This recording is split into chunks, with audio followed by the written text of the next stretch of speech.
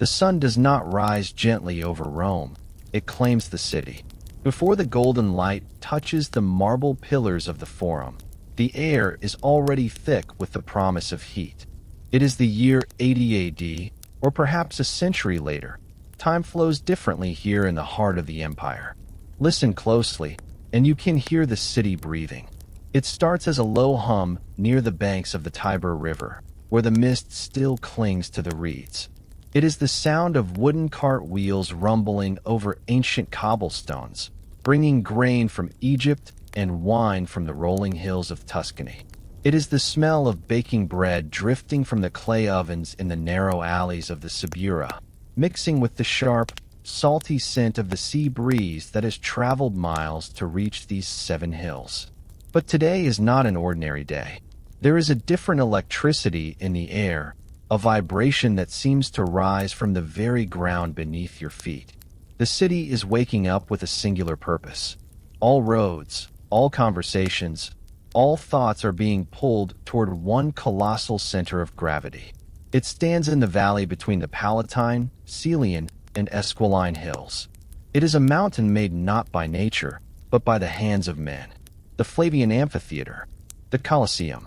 Even empty, the structure commands silence. Its travertine stones, white and brilliant, reflect the morning sun like a beacon. It is a masterpiece of arches and columns, a testament to engineering and ego. But it is more than just stone. It is a temple, not a temple to Jupiter or Mars, but a temple to the rawest, most primal aspect of the human spirit, the struggle between life and death. Inside those walls, the sand, the arena, is currently being raked smooth by slaves.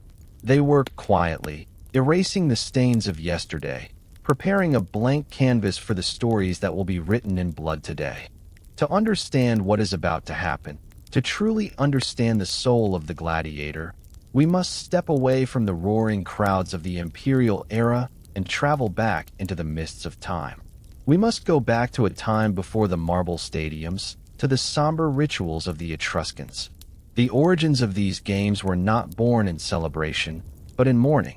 They were called munera, a duty, a service paid to the dead. Imagine a funeral in a quiet, windswept field centuries ago. A great warrior has fallen. His family believes that his spirit requires energy to cross over into the afterlife. They believe that blood is the most potent source of this vitality. And so, 2 slaves are brought forward. They are armed not for sport, but for a sacrificial rite. They fight near the graveside. There is no applause, no cheering mob, just the clang of bronze against bronze and the heavy silence of the mourners. When one man falls, his life force is not wasted. It is an offering to the earth, a final gift to the deceased. This was the seed. It was solemn. It was spiritual. But Rome, in its insatiable hunger for grandeur, took this solemn ritual and transformed it. As the Republic grew into an empire, the private grief of the funeral pyre became the public spectacle of the arena. The politicians, the ambitious men in their white togas, realized that the people did not just want bread to fill their stomachs. They wanted fire to fill their souls. They wanted to see the drama of existence played out in front of them, condensed into a single afternoon. And so, the munus became the ludus. The duty became the game. Now, let us shift our gaze from the history books to the gritty reality of the men who lived this life. Who were they, these figures who walked the line between God and slave? We find ourselves standing before the heavy wooden gates of a ludus, a gladiator school. It is located just outside the city limits, perhaps in Capua, where the air is hot and dry. The gates open, and we step into a courtyard surrounded by high stone walls. The ground here is packed dirt, hard as iron. The smell is distinct. It is the scent of sweat, old leather, oil, and fear. Most of the men here did not choose this life. They were pulled from the edges of the known world. Some are Thracians, with tattoos on their arms and memories of green mountains in their eyes. Some are Gauls, tall and pale, captured in the northern forests where the snow never melts. Others are prisoners of war, criminals, or slaves sold by masters who found them too unruly. They have been stripped of their names, their histories, and their families. Inside these walls, they are no longer fathers or sons. They are assets. They are property of the lanista, the master of the school. But look closer. Among the faces of the captives, there are others. Men who walk with a different kind of stride. These are the Octorati. They are freeborn Roman citizens who have voluntarily sold themselves into slavery. Why? Why would a man trade his freedom for a life of brutality?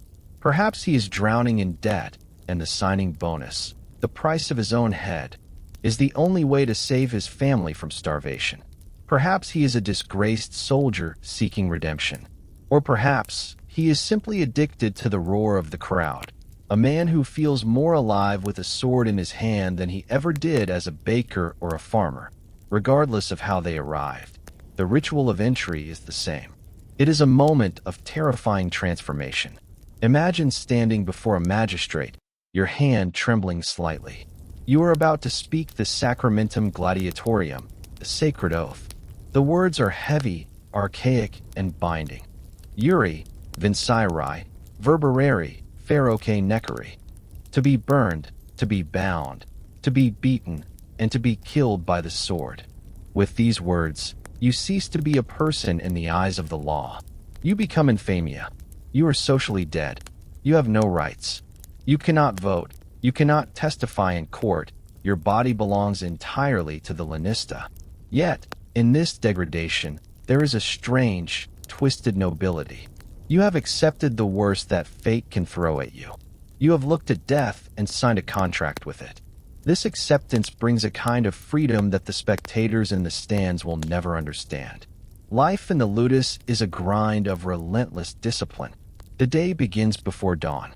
The recruits sleep in small, cramped cells, often on straw mats. They wake to the sound of a whistle or a shout. Breakfast is simple, heavy, and fueling. They do not eat the meat of boars or deer like the wealthy. They eat a slurry of beans and barley. It is a diet designed to build a layer of subcutaneous fat. This is not for warmth, but for protection. A layer of fat protects the vital organs from a shallow cut. It allows a gladiator to bleed and look dramatic without sustaining a fatal injury. Because of this diet, the people of Rome call them hordearii, the barley men. The training ground is a theater of pain. But notice something interesting. The weapons they hold are not made of steel. They are holding the rudis, a wooden sword. It is weighted with lead, making it twice as heavy as a real blade. They swing these heavy wooden clubs at wooden posts, hour after hour, until their shoulders burn and their hands blister. Clack, clack, clack. The sound is rhythmic, hypnotic. The doctor, the trainer, usually a retired gladiator who survived his years in the arena, walks among them with a whip. He barks commands, correcting a stance, lifting a chin, adjusting a shield. He knows that fatigue is the enemy. In the arena, when your arm gets tired, you die. So here, under the hot sun, they low. To push past exhaustion, they learn that the body can endure far more than the mind believes. But it is not just physical training. It is a mental conditioning. They are learning the art of dying. A gladiator must know how to fall. He must know how to present his throat to the blade if he is defeated and the emperor turns his thumb down. He must never show fear. To cry out, to beg, to flinch, that is the ultimate shame. Silence is their shield. As the weeks turn into months, a brotherhood begins to form within the barracks. It is a bond forged in the shadow of the inevitable. These men know that they might one day be ordered to kill the man they are sharing bread with tonight. Yet, they care for each other.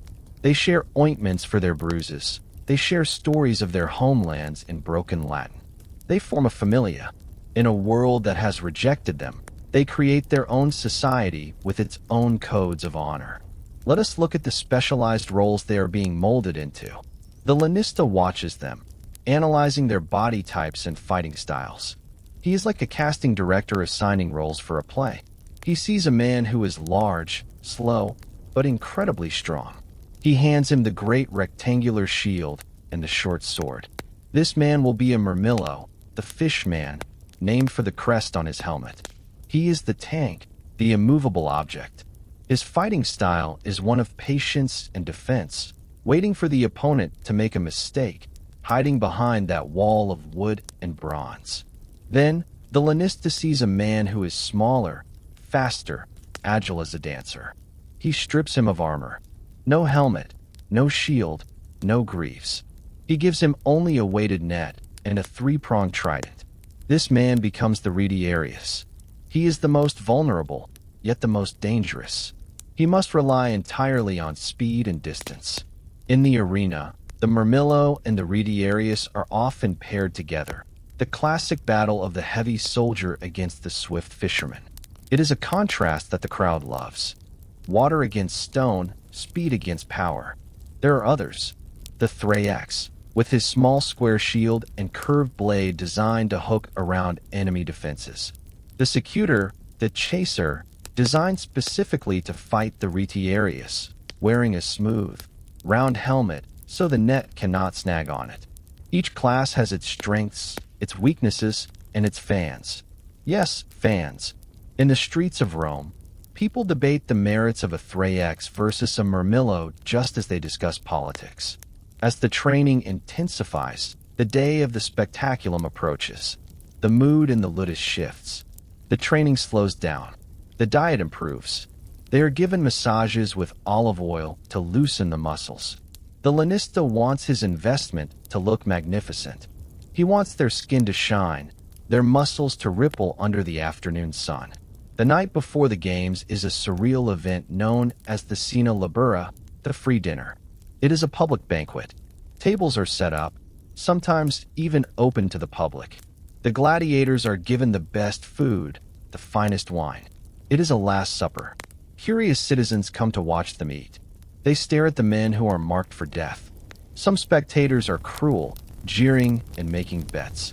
Others are filled with a strange reverence, wanting to touch the hem of a gladiator's tunic for good luck. Watch the faces of the men at this table. Some eat voraciously, laughing loud, manic laughs, embracing the hedonism of their final hours. Let us eat and drink, for tomorrow we die. Others sit in silence, pushing the food around their plates, their eyes focused on something far away, perhaps the face of a child they will never see again, or the memory of a home that no longer exists. Some are writing letters, dictating their final wills to scribes, asking that their meager belongings be sent to a lover or a friend. It is here, in this twilight moment between the training ground and the arena, that the gladiator is most human. The armor is off. The weapons are racked. They are just men, breathing the night air, feeling the cool breeze, knowing that the sun which rises tomorrow will bring a heat like no other. The night deepens. The city of Rome eventually quiets down, but the Ludus never truly sleeps. In the darkness, prayers are whispered to strange gods, to Mars, to Nemesis, to Hercules, and to the nameless deities of lost tribes. The oil lamps flicker out one by one. Tomorrow, they will leave the school. They will march through the streets to the Colosseum. They will descend into the Hypogeum, the underground labyrinth beneath the arena floor. But for now, let us leave them in this moment of rest. Let the image of the sleeping warrior linger in your mind. The calm before the storm. The silence before the roar. The night passes faster than a heartbeat. The sun that rises over the 7 hills of Rome this morning does not feel like the same sun that warms the olive groves or the vineyards. It is sharper, whiter, more demanding. Inside the barracks of the Ludus, the silence is broken not by a rooster's crow, but by the heavy rasp of iron bolts sliding back. The gates are unlocking. The gladiators rise. There is very little conversation now. The bravado of last night's feast has evaporated, replaced by a cold, crystalline focus. They wash their faces in basins of cold water, scrubbing away the sleep, scrubbing away the man they were yesterday. Today, they are not men. They are avatars of Mars. They dress in simple tunics, leaving their armor packed in crates or carried by slaves. They will not don their metal skins until they reach the arena. The journey from the school to the amphitheater is known as the Pompa Gladiatoria, the parade of the gladiators. As the heavy wooden gates of the school swing open, a wall of sound hits them. The streets are already lined with people. Rome has emptied its houses to see them. Imagine walking in that line. You are surrounded by guards, but you are not walking with your head down like a prisoner. You are walking with the stride of a lion. The crowd presses in against the soldiers. You see flashes of faces, a young boy sitting on his father's shoulders, pointing with wide eyes, a woman throwing a flower that lands in the dust at your feet, an old veteran nodding with grim respect. They shout your stage name, names like Flamma, the Flame, Ursus, the Bear, or Hermes. For this brief walk, you are more famous than the senators, more beloved than the poets. You are the protagonist of the city's story. But the destination looms ahead. The Colosseum. From the street level, it is a mountain of travertine, rising tier upon tier, blocking out the sky. It hums with a low-frequency energy, like a massive beehive. You do not enter through the main arches where the spectators flood in with their tickets of pottery shards. You are led to a specific entrance, the Porticin of Averia, the Gate of Life. It is a hopeful name. It implies that you might walk back out of it.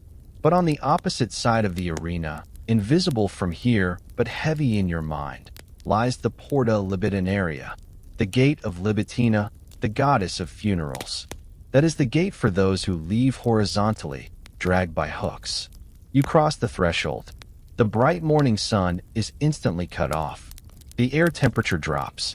You are leaving the world of the living and entering the machine. We descend now. Down, past the street level, down into the belly of the beast. We enter the hypogeum.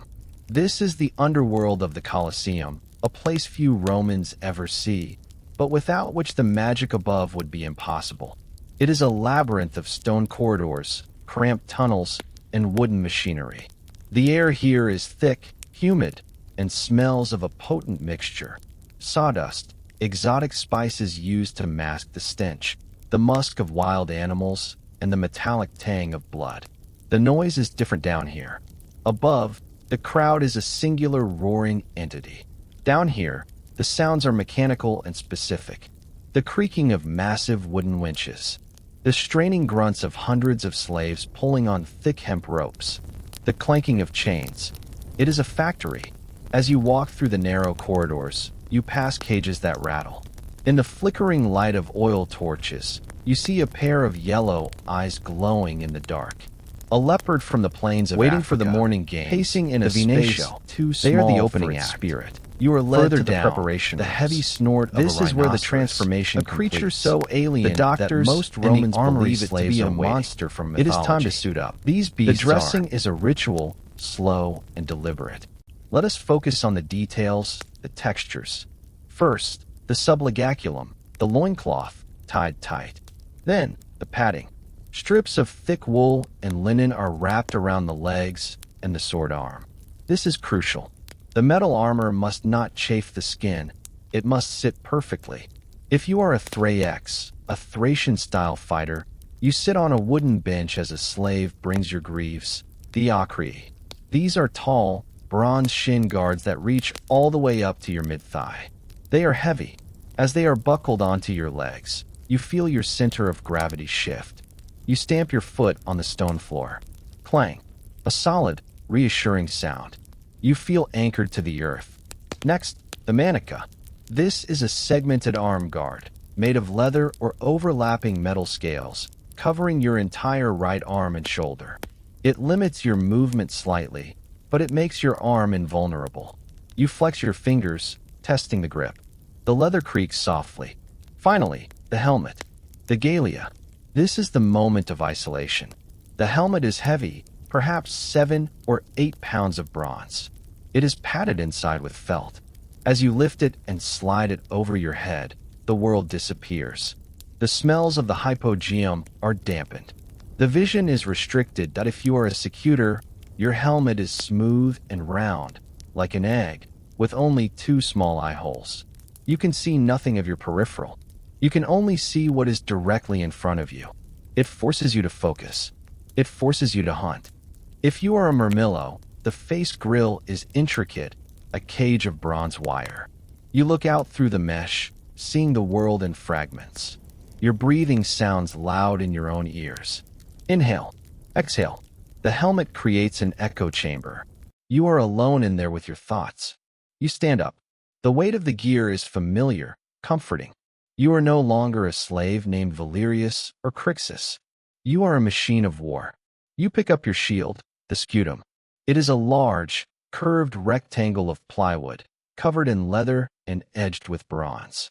It smells of beeswax and polish. It is heavy, but your arm is conditioned to hold it for hours. The waiting begins. The waiting is the hardest part.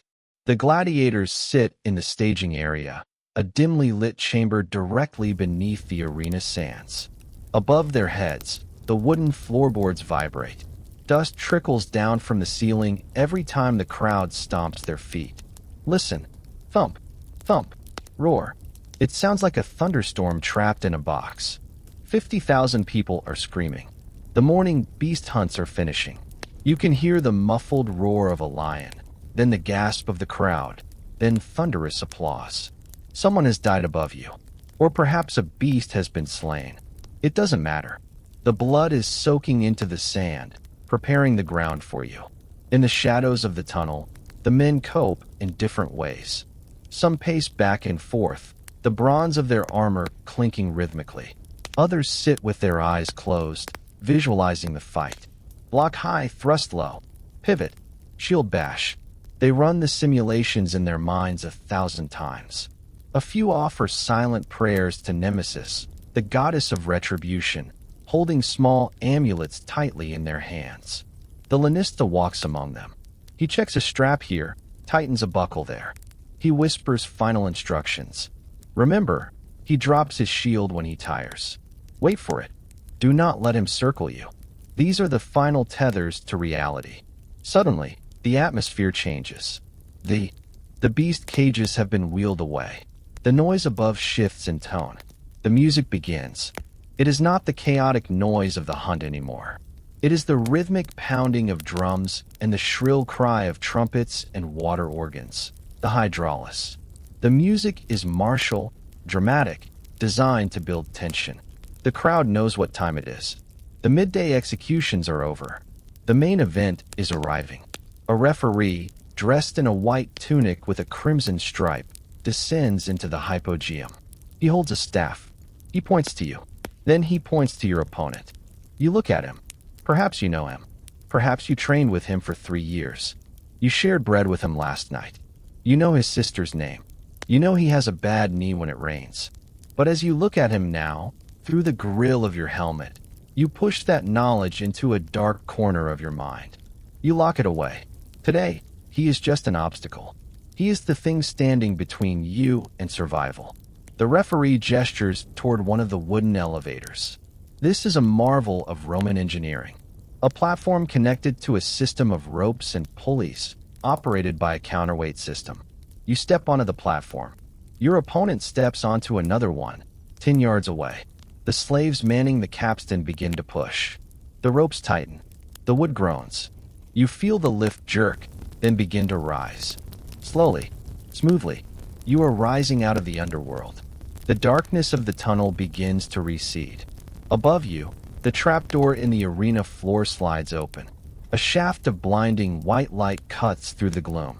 It is so bright it hurts your eyes, even through the helmet's mesh. The dust motes dance in the beam. The noise of the crowd grows from a muffled hum to a deafening, physical force. It vibrates in your chest. It shakes your teeth. You rise past the level of the beams, past the floor joists. And then, you break the surface. You are standing on the golden sands. The heat hits you like a hammer. The sky is a brilliant, impossible blue above the open roof of the stadium. And all around you, rising like a canyon of color and noise, are the people of Rome. They are a blur of white togas, colored tunics, and waving banners. They are screaming your name. The elevator locks into place, flush with the ground. You step off the wood and onto the sand. It shifts under your sandals. Crunch, crunch. You turn to face the Imperial box. The Emperor is there, a small figure draped in purple, the master of the world, watching you with mild interest. You raise your weapon. Your opponent raises his. The music stops. The drums fall silent. The crowd takes a collective breath, a hush falling over 50,000 souls.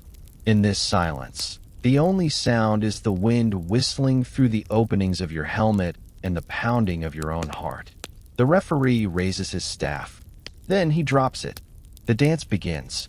The sand of the arena is hot enough to burn bare skin, but the men standing upon it feel no pain.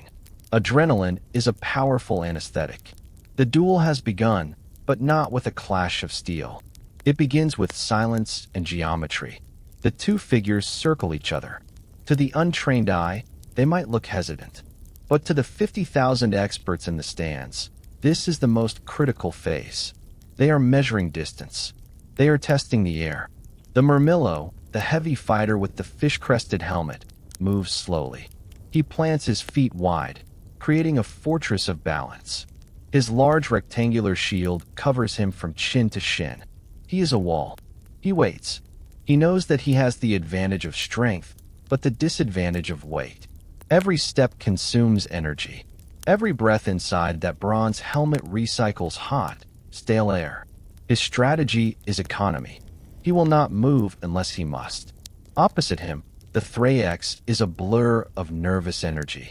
He is lighter, wearing quilted trousers and high greaves on his legs. His shield is small, a square of painted wood. In his hand, he holds the Sika, a vicious, curved short sword. It looks like the talon of a bird of prey. The curve is designed for one purpose: to reach around the edges of the big Murmillo shield and peck at the unarmored flesh behind it. The Thraex dances. He feints to the left, then darts to the right, kicking up small clouds of golden dust. He is hunting for an angle. He is looking for a crack in the wall. The first strike comes like a thunderclap. The Thraex lunges. Clang. His curved blade meets the bronze rim of the Murmillo's shield. The sound rings out, sharp and metallic, echoing off the marble tiers of the stadium. It is not a dull thud. It is a musical note of violence.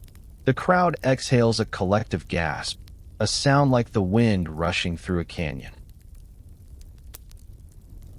The Murmillo does not flinch. He absorbs the impact, his shoulder locking into place. He knows the rhythm. He knows that after the strike, the Thraex must recoil. And in that split second of retraction, the Murmillo explodes forward. He uses his massive shield not as a barrier, but as a weapon. He slams the boss, the metal knob in the center of the shield, into his opponent's chest. There is a grunt of breath forced out of lungs. The Thraex stumbles back, his sandals slipping on the loose sand. The crowd roars, a deep, guttural sound that vibrates in the chest. They smell blood before it is even spilled. But the dance continues. The fight settles into a hypnotic rhythm. Strike, block, pivot, breathe. Let us move inside the helmet of the Murmillo. The world is reduced to a mesh grid. The peripheral vision is gone. There is only the opponent in front, bathed in the harsh white light of the noon sun. Sweat stings the eyes, but there is no hand to wipe it away. The smell inside the helmet is copper and leather. The sound of your own heart is louder than the crowd. Thump thump, thump thump. You watch the muscles of your opponent's shoulder. You don't watch the weapon, you watch the origin of the movement. When the shoulder twitches, you raise the shield. It is instinct now, honed by thousands of hours with the wooden sword in the training yard. Time seems to warp in the arena. A bout might last only 5 minutes, but to the men in the sand, it feels like a lifetime. The sun beats down mercilessly. The weight of the armor begins to drag at the limbs. The shield, which felt light in the locker room, now feels like a tombstone attached to the arm. The legs burn. This is where the battle is truly won or lost. It is not about who is the better swordsman. It is about who breaks first, who lets their guard down for a fraction of a second to gasp for air, who loses focus because of a drop of sweat. Suddenly, The dynamic shifts.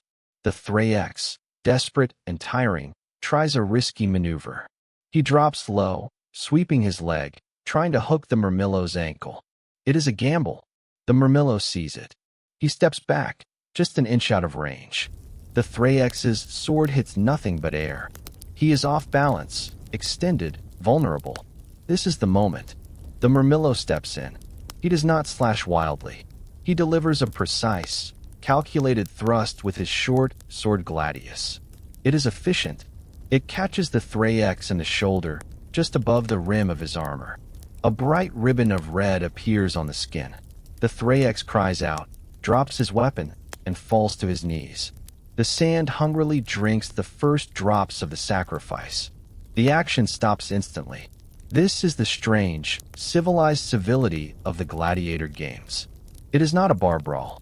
It is not a battlefield frenzy where men hack at each other until death. It is a sport with rules.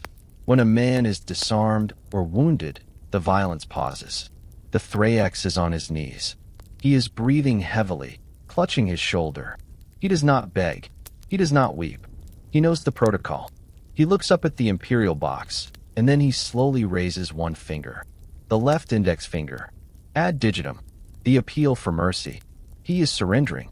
He is placing his life entirely in the hands of others. He freezes in that pose, a living statue of resignation. The Murmillo stands over him, sword poised but held back. He looks to the referee. The referee looks to the emperor. But the emperor looks to the crowd. This is the ultimate power of Rome. For the common citizen, who lives a life of powerlessness, who must pay taxes, obey laws, and bow to soldiers, this is the one moment where they play God. They hold the power of life and death over a trained killer. The noise is deafening. It is a chaotic mix of shouts. Mit. Let him go. Release him, shouts a baker from the third tier. He respects the fight. He thinks the Thrax fought bravely. Ugula. Throat. Kill him, screams a merchant near the front. He lost money on the bet. He wants blood to pay for his loss. The emperor, perhaps weary of the noise, or perhaps feeling generous today, listens to the volume. The cries of Mit seem louder. The Thrax fought well. He showed skill. He provided good entertainment. To kill a good fighter is a waste of investment. The emperor extends his hand. He tucks his thumb inside his fist. The crowd cheers. This gesture, often misunderstood in later centuries as a thumbs up, is the sign of the sheathed sword. Mercy. The Murmillo lowers his weapon. He reaches down, not as an enemy, but as a colleague. He helps the Thrax to his feet. There is a brief nod between them. Acknowledgement of the work done. They are both alive. They will both eat tonight. The Thrax is escorted to the Porta Senavivaria, the gate of life, to have his wound stitched by the best Greek doctors money can buy. The Murmillo takes a victory lap. He is showered with gifts, coins, flowers, strips of silk thrown from the stands. He lifts his helmet, revealing a face soaked in sweat, matted hair, and a wide grin. For this moment, he is a king. But not all stories in the sand end with mercy. Let us shift our gaze to the shadows of history, to the legends that grew out of this blood-soaked soil. Because while most gladiators were anonymous men fighting for survival, some transcended the sport. Some became myths. We must speak of Flamma. If you walk through the museums of history, you might find a simple gravestone in Sicily. The inscription is short, but it tells a story of incredible defiance. It reads, Flamma, Secutor, lived 30 years, fought 34 times, won 21, drew 9, defeated 4. 34 fights. In a profession where the first fight is often the last, 34 is a number that defies logic. Flamma was a Syrian, a conscript forced into the arena. He fought with a ferocity that terrified opponents. He was a secutor, the chaser, the man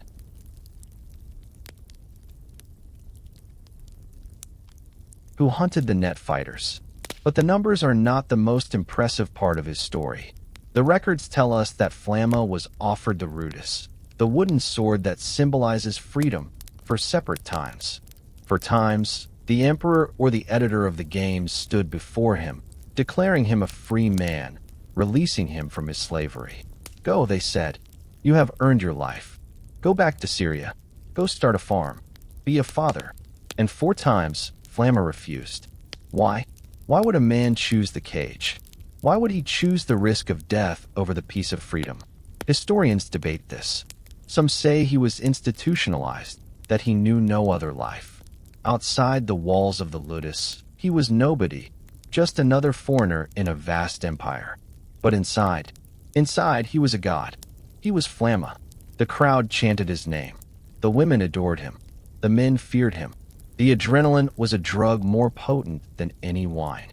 He chose to live as a warrior and die as a warrior, rather than fade away as a commoner. He died at 30, likely in the arena, doing the only thing he ever loved. He remains the patron saint of those who find their identity in the struggle. And then, there is the other side of the coin. The man who did not seek glory in the arena, but sought to burn it all down. Spartacus. His story is different. He was not a creature of the arena.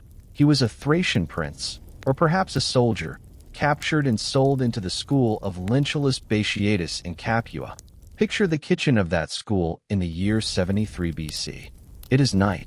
The guards are lax, confident in their power. Spartacus whispers to his fellow slaves. Not just Thracians, but Gauls and Germans too. Crixus, Enemaus. Men who should hate each other. Men who are usually pitted against each other. Spartacus binds them with a single idea, freedom. They do not have weapons. The armory is locked. But they are desperate. They raid the kitchen. They grab chopping knives, meat cleavers, and iron spits. 200 of them try to break out. Only 70 make it. 70 men, clad in gladiator gear, armed with kitchen tools, fighting their way through the city guards. They hijack a wagon full of gladiator weapons. Now, they are armed with the tools of their trade. They flee to the slopes of Mount Vesuvius. This was not supposed to happen. Gladiators were supposed to die for Rome's amusement, not fight against Rome's legions. The Senate laughed at first. They sent a small force of militia to round up the runaways. Spartacus and his men slaughtered them. Then they sent an army. Spartacus, using the tactical genius that made him a survivor in the arena, rappelled down the cliffs of the volcano using vines, flanking the Roman camp and destroying it. The revolt grew. Slaves from the countryside, shepherds, and peasants flocked to his banner. The 70 gladiators became an army of 70,000. For 2 years, the gladiator war terrorized the heart of the Republic. They defeated legion after legion. They proved that the men in the arena were not just mindless brutes. They were capable of discipline, strategy, and leadership. Although Spartacus eventually fell, his body lost in a pile of thousands on the battlefield, his legacy haunted Rome forever. Every time a Lanista looked at his gladiators, he felt a shiver of fear. He remembered that these men were dangerous. He remembered that the beast they kept in the cage could, if united, break the bars. These legends hang heavy in the air of the Colosseum. Every gladiator who steps onto the sand walks in the footsteps of Flamma and Spartacus. They walk the thin line between compliance and rebellion, between fame and oblivion. But let us return to the stands. Let us look up from the sand to the people watching. Because the games are not just about the fighters. They are about the empire itself. There is a concept in Rome, panem et circenses, bread and circuses. The poet Juvenal wrote it with scorn. He said that the Romans, who once commanded armies and elected consuls, now care for only 2 things: free wheat to bake their bread and the games to entertain their eyes. Look at the emperor's box again.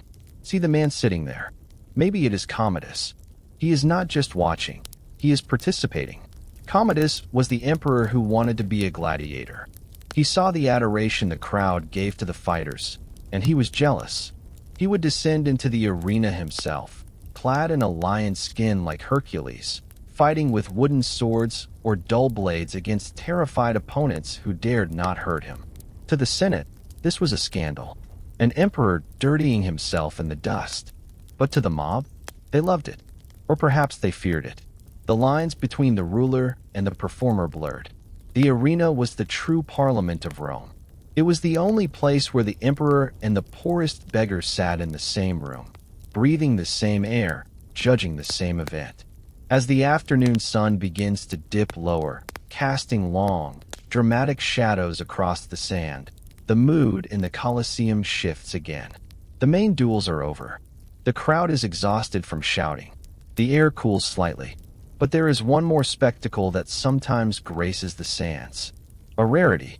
Something that makes the crowd sit up and squint in disbelief. From the gate of life, a figure emerges. Smaller, perhaps. Lighter on their feet. They remove their helmet. Long hair spills out.